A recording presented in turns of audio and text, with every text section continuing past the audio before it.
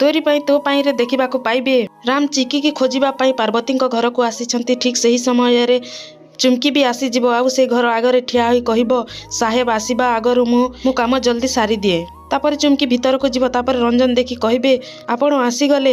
ଆମ ଘରେ ବାହାଘର ଚାଲିଛି ତ ବାହାଘର ସବୁ ପ୍ରିପାରେସନ୍ କରିବା ପାଇଁ ଆପଣ ଆସିଛନ୍ତି ତ ତାହେଲେ ମୁଁ ମୋ ସ୍ତ୍ରୀକୁ ଡାକି ଦଉଛି। ମୋ ସ୍ତ୍ରୀ ପାର୍ବତୀର ମାପ ନେବି। ବାହାଘର ପାଇଁ ତାର ଲେହେଙ୍ଗା ସିଲା ହବ ତ। ପାର୍ବତୀ ଆସୁଥିବେ। ପାର୍ବତୀକୁ ଦେଖି ରଞ୍ଜନ ପାଖକୁ ଯାଇ ଏମିତି ମନ ଦୁଃଖ କରି କାହିଁକି ଆସୁଛୁ ହସୁନୁ। ଆଲୋ ବହୁତ ଜଲ୍ଦି ଆମେ ଏକ ହେବାକୁ ଯାଉଛୁ ଟିକେ ଖୁସିରେ ରୁହ। ଆଉ ଶୁଣ ସେ ତୋର ମାପ ନେବା ପାଇଁ ଆସିଛନ୍ତି। ବାହାଘର ପାଇଁ ଲେହେଙ୍ଗା ହବ ନା। ବାସ୍ ଖାଲି ତମେ ତାକୁ କୋଅପରେଟ୍ କରିଦିଅ। କିଛି ଚାଲାକି ନ କରି ଯାହା କହୁଛି ସେଇଆ କର। ନହେଲେ ତାର ଦଣ୍ଡ ତୋ ଭଉଣୀକୁ ଆଜି ଦେଇଦେବି। ହେଲେ ରଞ୍ଜନ ଜାଣିନି ଯେ ସେ ସ୍ତ୍ରୀ ଲୋକ ହଉଛି ଚୁମ୍କି। ରଞ୍ଜନ ସେ ସ୍ତ୍ରୀ ଲୋକ ନିଅ ଏଇ ତମ ମାପ ଫିତା। ଆଉ ସେ ମାପ ଫିତା ଦେଇ ଚାଲିଯିବ। ଚୁମ୍କି ତ ଆସିଛି ସେ ନିଶା କଥାରେ ପଡ଼ିକି ଚିକିକୁ ମାରିବା ପାଇଁ। ଆଉ ଚୁମ୍କି କହୁଛି ମତେ କ୍ଷମା କରିଦେ ଚିକି ତତେ ଯିବାକୁ ପଡ଼ିବ ମୋର ଆଉ ସାହାବଙ୍କ ଜୀବନରୁ। ଆଉ ଚୁମ୍କି ସେ ମାପ ଫିତାକୁ ନେଇ ଚୁମ୍କିର ଗଳାରେ ରଖିବ ଆଉ କହିବ ମତେ କ୍ଷମା କରିଦେ ଚିକି। ଆଗକୁ ବଢିବାକୁ ହେଲେ ମତେ ତତେ ମାରିବାକୁ ହବ। ସତରେ ଚୁମ୍କି ଚିକିକୁ ମାରି ଦେଇଛି। ତାପରେ ଚିକି ତଲେ ପଡ଼ିଯିବେ। ବାହାରେ ଥିବେ ଆଉ ଦୌଡ଼ି ଆସିବେ ଆଉ ଜୋରରେ ଚିଲେଇ କହିବେ ଚିକି।